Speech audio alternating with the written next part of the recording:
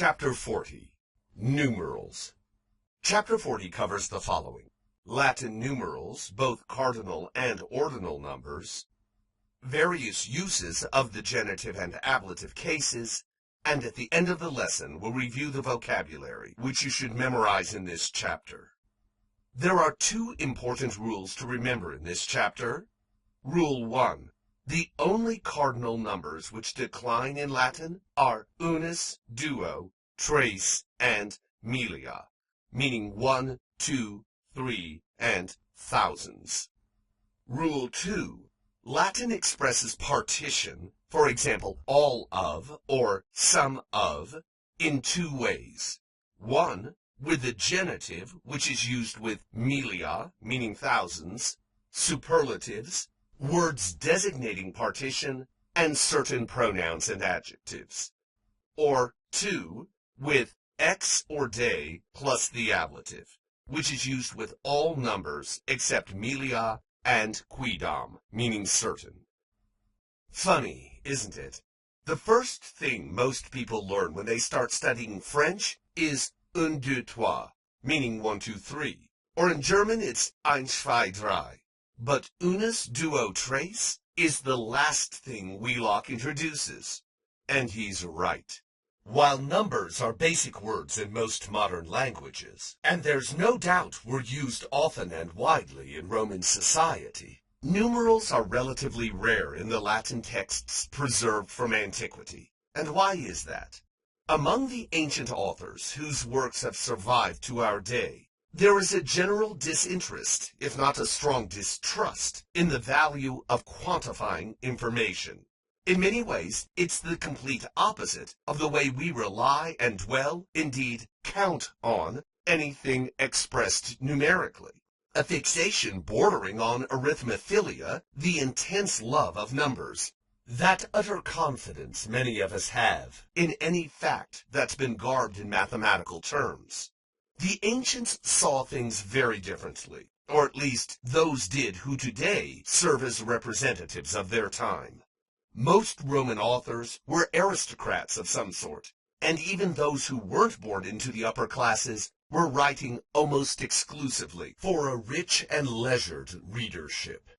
Who else could afford the time and expense it took to peruse literature in those days? And ironically, although the monies in their bank accounts numbered into the millions, those very wealthy ancient nobles disdained counting as such. To them, economics and finance were mundane, middle-class business, not the sort of pursuit that well-bred people pursue.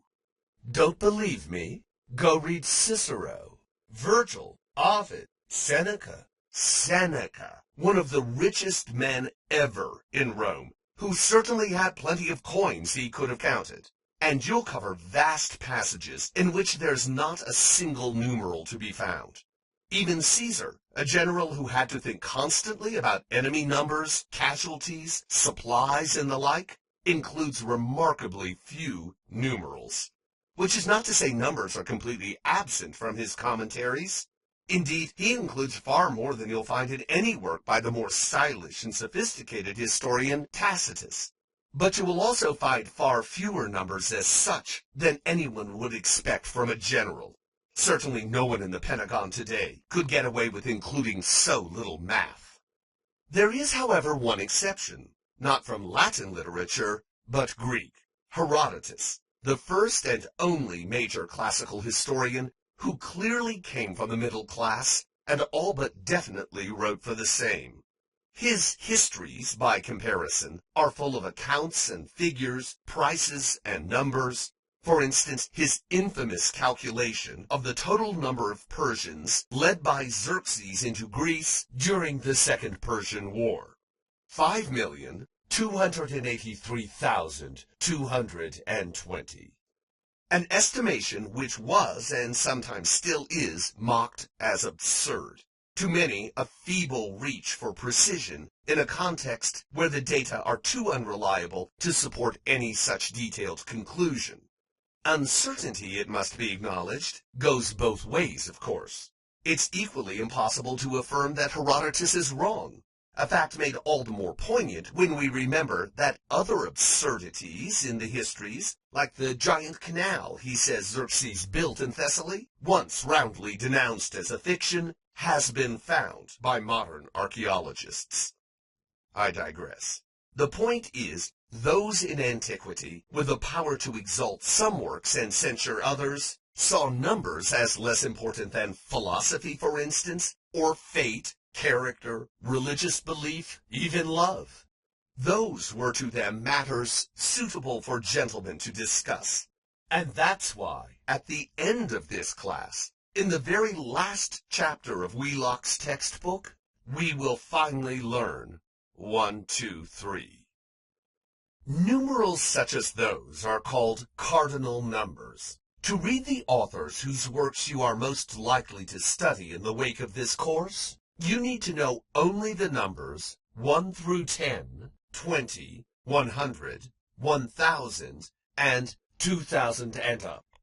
These are the only numerals you're likely to encounter, and therefore the only ones worth memorizing. Even if you should run into any of the others, and that would be very less vivid, it's no great effort to decrypt them. So let's start at the beginning. The very beginning. A very good place to start.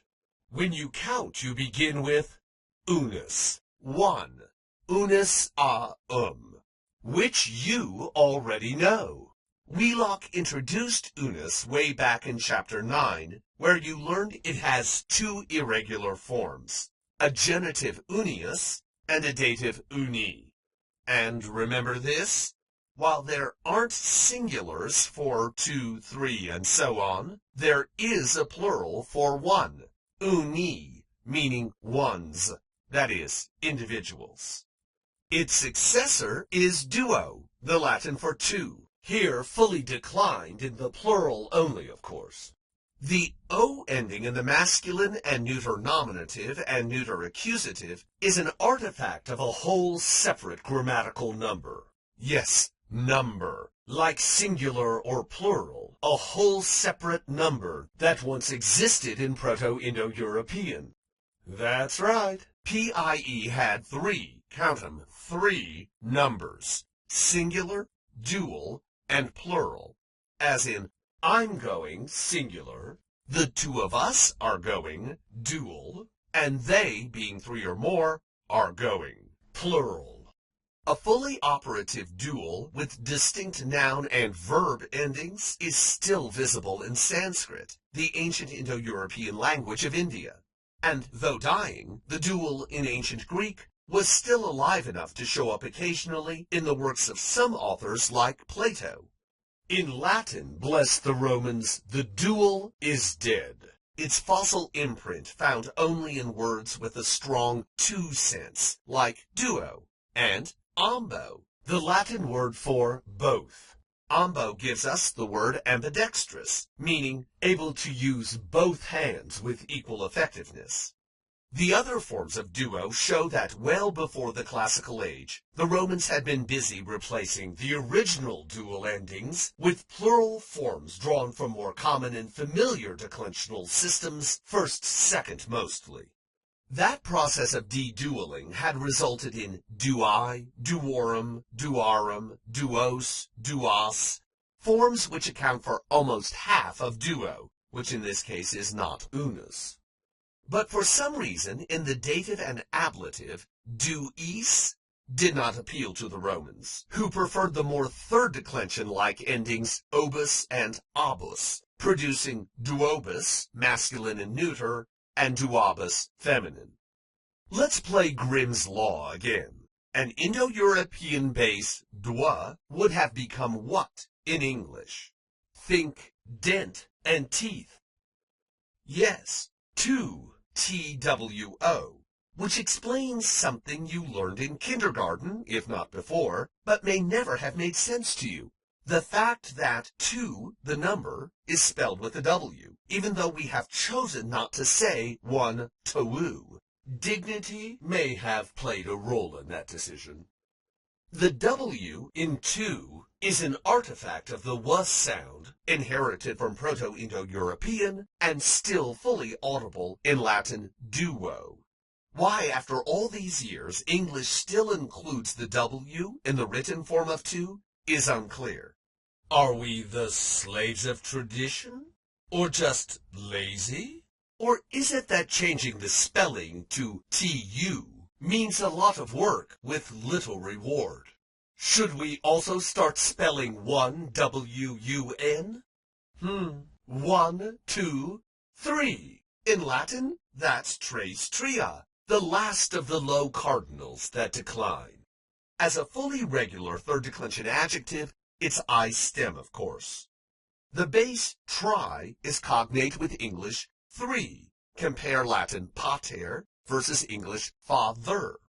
Henceforth, from 4 to 1999, Latin numbers are indeclinable adjectives. They don't change form, and which noun they modify in a sentence can be determined only in context. For instance, in a sentence where there's only one plural noun, or by proximity. In other words, the number's right next to what it goes with.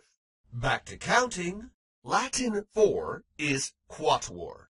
5 is quinque. Note that in both quinque and quatuor, Latin has QU, where we have F, 5 and 4, if that helps with the memorizing. 6 is sex. 7 is septem. 8 is octo. The O ending is clearly dual, so octo must originally have meant 2 sets of, well, I guess it has to be 4. Is that a remnant, perhaps, of counting by fingers, 4 at a time, or by hands, the way the height of horses is sometimes still measured in hands? 9 is noem, and 10 is decem. Do these last 4 numbers sound at all familiar? Think months. September, October, November, December. Obviously, to the Romans, those are months number 7, 8, 9, and 10. So what's their month number 1? Count it backwards. Is it January, our first month? No, it's March, the month the Romans named after Mars, their god of war. According to myth, he was also the father of Romulus and Remus, the founders of the Roman nation. So it's appropriate that his month was the first in their calendar. And here's another thing to know about Mars. Early in Roman history, he wasn't a war god, but a fertility deity who oversaw agriculture. So it's also appropriate that his month is March, because that's when spring comes and farming can begin. And here's yet something else to know about the Roman calendar. Until the beginning of the Roman Empire in the 1st century, the 5th and 6th months were called quintilis or quinctilis and sextilis, meaning 5th and 6th. But after Julius and Augustus Caesar, these months were renamed July and August. I approve. I think it's good we don't have months named quinct and sext. The Latin numbers for 11 through 19 are listed in Wheelock on page 384, but you're not required to know them for this class. 20 is Viginti, please learn that number. 21 is Viginti unis, or unis et Viginti, you don't need to know that. The next number you need to memorize is centum, meaning 100. 101 is centum unis, but don't worry about that. The next and last number you need to know is mille, meaning 1,000, and its plural, millia millium, thousands. The singular of mille doesn't decline, just like all numbers from 4 to 1,000, but the plural millia, thousands, does. So in Latin, declining begins again at 2,000. Millia is a regular third declension neuter noun, except that it's I stem. Mille and millia are often paired with the genitive plural of the Latin word for pace or step, passus passus, fourth declension masculine, creating mille or millia passuum, which means mile or miles, an English derivative of this phrase. So for instance, Tria milia possuum means 3 miles. Besides cardinal numbers like 1, 2, 3, Latin also has ordinal numbers like first, second, third. Ordinals represent the order or rank of something, whereas cardinals, the term comes from the Latin word cardo cardinus, meaning hinge, the implication being the thing on which everything hinges or depends. Cardinal numbers are thus the fundamental, chief, or principal means of calculating amounts. In other words, the basic numbers used in counting. Ordinals, conversely, show the standing or rank of something. English has inherited so many derivatives from Latin ordinals that I could make the argument you already know them. And my first piece of evidence to prove that is primus a the first Latin ordinal, so it means first. Primus has given us words like prime, primal, primate, and primitive, all words which share a sense of first, early, or basic. We've in fact encountered primus back in chapter 27 when you studied the irregular comparison of adjectives. There primus served as the superlative of pro, meaning forward, prior, meaning former, making primus literally the foremost, the first. Indeed, English first is actually cognate with primus, F for P, as you'd expect from Grimm's law, plus the superlative affix st, literally be foremost. Second is secundus a that shouldn't be too hard to memorize, giving us words like second, secondary, and secondly. Secundus is obviously unrelated to duo. Instead, it comes from the same basis sequor, the Latin verb for follow. So it literally means the following, that is, the thing following the first. But secundus had a secondary connotation in Latin, favorable. If a good omen was followed by another good omen, thus reinforcing the god's positive message, the Romans saw it as supporting or confirming the first. From that we inherited a second sense attached to secundus, which is seen in our verb to second, as in to second a motion presented in a formal meeting, to support it.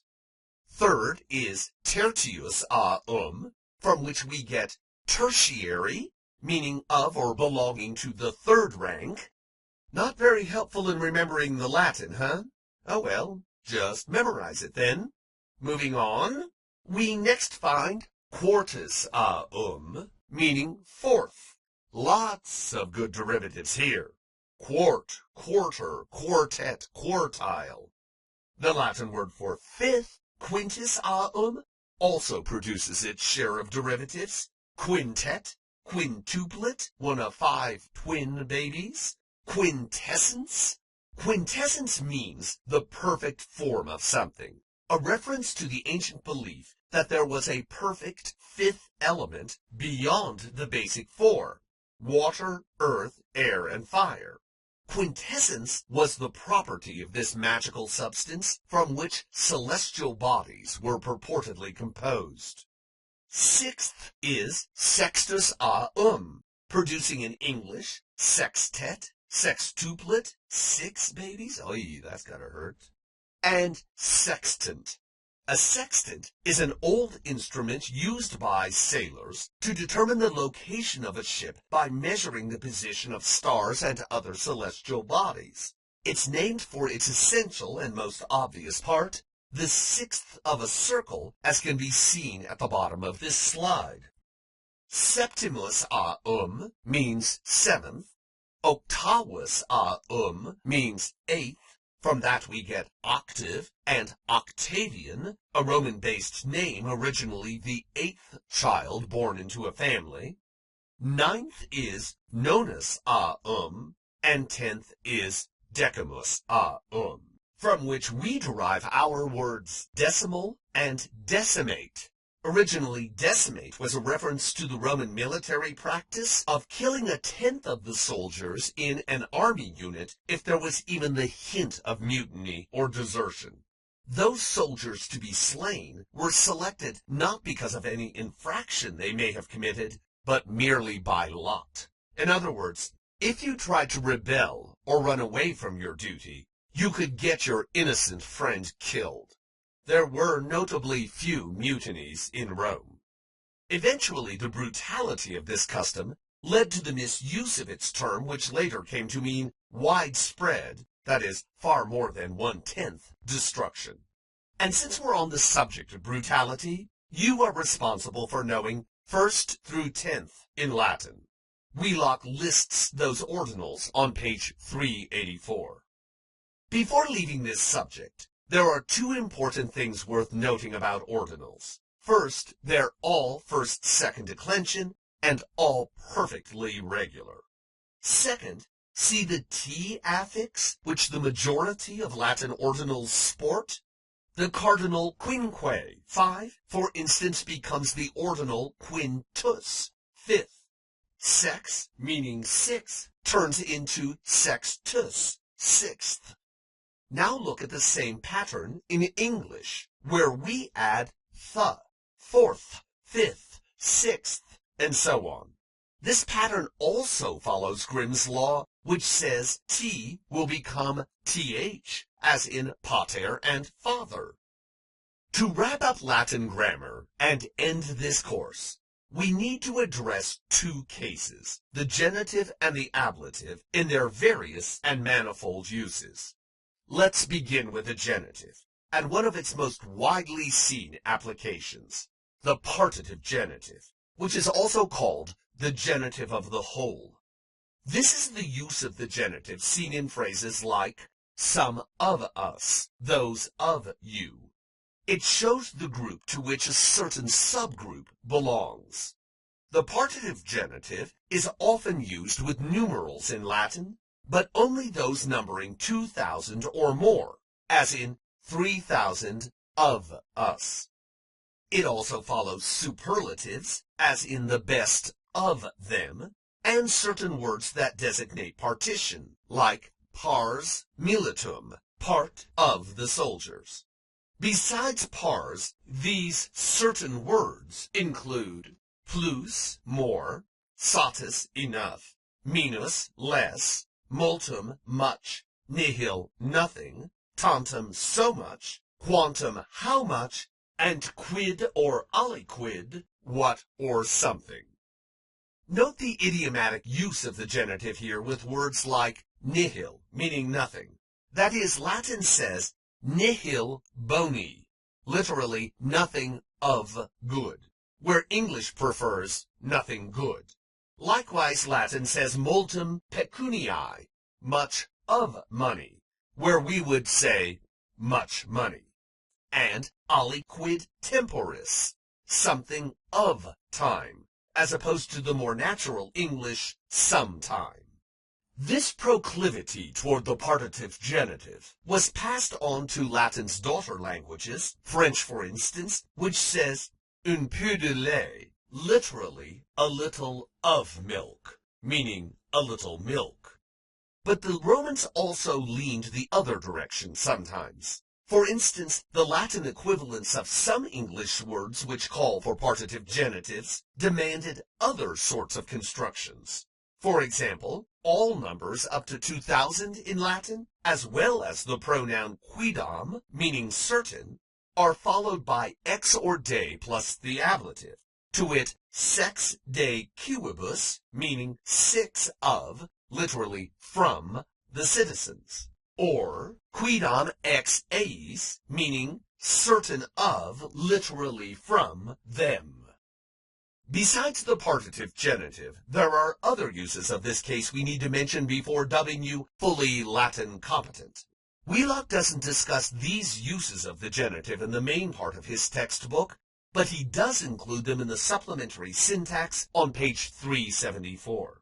The first is the genitive of material, which is best translated by of or made of in English. This is the of that indicates what something consists of, that is, its content, as in poculum auri, meaning a goblet of or made of gold. Next is the genitive of description, equivalent to of or having in English. This genitive describes someone or something. For instance, vir gloriae honorisque, meaning a man of or having renown and distinction. And finally, the objective genitive, a usage we addressed briefly way back in Chapter 11 when we examined the difference between, for instance, nostrum, of us, the partitive genitive, versus nostri, used mainly as an objective genitive. Now it's time to formalize that lesson. The objective genitive depends on a noun which has a verbal sense inside it, such as love, in the phrase love of wisdom. In Latin, that would be amor sapientiae. The action innate in the noun love can predicate an object, what's being loved, but that object isn't expressed in the accusative the way it is with a regular verb. Rather, an objective genitive is used, like of wisdom. In other words, in we love wisdom, wisdom is accusative because it's the object of love, here a verb. But in love of wisdom, love is now a noun, and so its object is in the genitive, the objective genitive. And to end the grammar in this chapter, in this course, in all of first year Latin, let's look at some uses of the ablative we haven't addressed directly, though Wheelock's included some of them in his sentences. You'll find these uses, along with several examples of each in Latin, on pages 376 and 377 of the supplementary syntax. You're responsible for knowing them, starting with the ablative of specification, which is best translated by the English preposition in, though Latin, please note, uses no preposition. The ablative of specification shows how something applies to whatever the sentence is talking about. For instance, dives opibus, meaning rich in resources. Opibus is the ablative of specification here. You'll often find this usage attached to an adjective which it clarifies in some way. Next is the ablative of cause, meaning because of or out of. Again, no preposition in Latin. It's a close kin of the ablative of means, except that the thing in the ablative here is almost always an abstract noun. Tools and instruments are the type of noun most often used in the ablative of means. The ablative of cause shows the reason a tool was used or any action undertaken. Here's an example. Timore magno fugit, meaning he fled out of or because of great fear. That is, his legs were his means of fleeing, but his fear was the cause. The ablative of degree of difference, no preposition, means by, when by shows the range, close or far, between two things. A comparative or superlative form is almost always somewhere nearby, as in duobus millibus passuum longius, meaning 2 miles further or by 2 miles further, that is, off in the distance. Duobus millibus passuum, 2 miles, the ablative here, indicates how much further away something is. And finally, the ablative of description. The Romans could use either the ablative or the genitive, as we just saw, to describe something. Of or with are the best words to use in translating this species of ablative. For example, bona fide, meaning of or with good trustworthiness. That phrase gave us the adjective bona fide, as in a bona fide offer, meaning a reliable one. And here's a bona fide offer, one I know you won't refuse. Let's call it quits on Latin grammar because we're done. That's it for the grammar in this class. Now, here's the last list of vocabulary words you have to memorize in this course, beginning with caput capitis neuter, meaning head. It's a third declension neuter noun, which is not I stem. It doesn't end E-A-L or A-R in its nominative singular. This word underwent a fascinating evolution in later antiquity. It was replaced as the principal word in Latin for head by another word, testa, which originally meant potsherd, that is, a broken piece of pottery. Thousands, perhaps millions of ancient potsherds have been found. Below are a few examples. The question is, why did testa, potsherd, replace caput? Was it a joke, like mug for face? Oh, I ran into a tree and I think I cracked my potsherd, which spread so widely and lingered so long that later generations innocently started saying testa for head because they didn't know Grandma was making a joke. In much the same way, late ancient Romans stopped using equus for horse and began instead saying caballos, the Latin word for nag, an old broken-down horse. Hence cavalier, an English word for knight, and the Spanish word caballeros, meaning gentlemen. Linguistically, that means nag riders. Olé. Testa is still the Italian word for head. In French, it became tête. German presents an interesting analog. Its word for head, Kopf, comes from a base that originally meant cup. Playing with head terms was apparently a widespread Indo-European tradition. Why? Who knows? In any case, after being usurped from its head role, the Latin word caput didn't die. Far from it. It had other senses to keep it going. For instance, it could also mean an individual, a person, as in per capita, a Latin phrase English borrowed wholesale with the meaning for each person, or one by one, literally through or by heads. Our phrase head count carries much the same sense. Caput could also be token life, as in our adjective capital, like capital punishment. In yet another sense, the Romans used caput to mean movable property. Thus, cattle, for instance, were counted by heads, as they still are in many parts of the world. Indeed, the very word cattle itself comes from caput, because cattle were the Romans' principal type of movable property. The next word is dominus, domini, masculine, meaning master or lord, a second declension masculine noun. And following that, another noun, sensus sensus masculine, meaning feeling or sense, a fourth declension masculine noun. Next, Mr. Wheelock asks you to go to page 384 and learn the cardinal numbers 1 through 25 and the ordinals 1st through 12th. But for this class, you need learn only the low cardinals 1 through 10 and 20 and the ordinals 1st through 10th. To that add the indeclinable adjective centum, meaning 100, which is based on a well-attested Indo-European root that, for instance, shows up in Greek as hekaton. So it seems pretty certain Indo-Europeans could count up to 100 at least. Beyond that, looks less likely, since the Latin word for 1,000, mille, in the plural milia, which we noted above, is third declension I stem, does not come from the same Indo-European base as its Greek counterpart, kilo.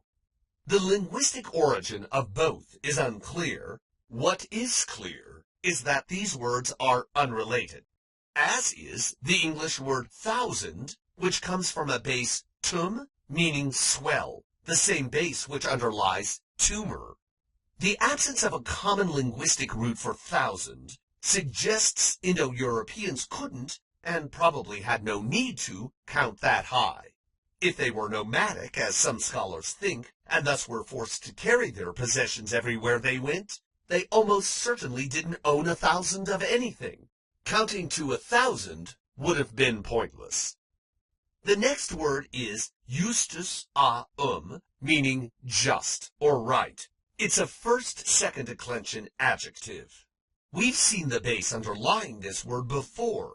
In jus juris, a noun meaning right, justice, or law. To this your base has been added the affix t, which is often used to create adjectives. So Eustace means literally lawful. Next up is taught, meaning so many, another indeclinable adjective. Add this one to the sign words you learned in Chapter 29, which can introduce result clauses. Tom, talus, tantus, ita, and seek. And now, taught to. The correlative of taught is quot, meaning how many. Learn quot. The next word is omnino, an adverb meaning wholly, entirely, or altogether. Not much to say about this, except that I think it would make a great brand name for a cookie. Omninos, they're everything you want in a cookie. So let's move on to misceo, miscere, miscui mixtum, meaning mix, a second conjugation verb. How would Latin say, don't mix, plural, the old with the new? Don't do something. How do you say that in Latin? Obviously, it's a negative imperative. Do you remember how Latin forms those? We talked about it in Chapter 32 when you studied wallo, nolo, and malo, Latin's wish verbs. That's right. You use nolo in the imperative mood, meaning literally be unwilling to. In the plural, that would be nolite, and it takes a complementary infinitive. Now, how about the old and the new? What are those? Yes, adjectives acting as nouns. What do you call those? Oh, right, substantives. And these are plural. But what gender? Old people? No. Old things. New things. So these substantives are what gender? Neuter. Now put all that together, and you get nolite vetera cum novis miscere. And finally, the final word on this vocabulary list, the final word you have to learn in all of beginning Latin is reperio, reperire, repperi, repertum, meaning find, discover, learn, or get. A fourth conjugation verb. The pair in reperio is the same pair seen in experior, a base you'll remember that means to cross a boundary. Here the boundary between ignorance and understanding. What you do when you learn something. Note that the perfect active base repair features two P's. This is a relic of reduplication. What was left after repeperi collapsed into repperi. Note also that this verb has both a physical sense, find, and a mental sense, learn. Do the rules that were cited at the beginning of this chapter now make sense to you? If not, please review this presentation. If so, please proceed to the next slide. For the next class meeting, please bring in a copy of the practice and review sentences for Chapter 40. Finis advenit! Mecum retro numeremus decem, novem, octo, septem, sex, quinque, quatuor, tres, duo, unus, perfecta omnia sunt, nunc literis latinis utimini, o discipuli carissimi et sapientissimi, valete et vivite Deu et feliciter.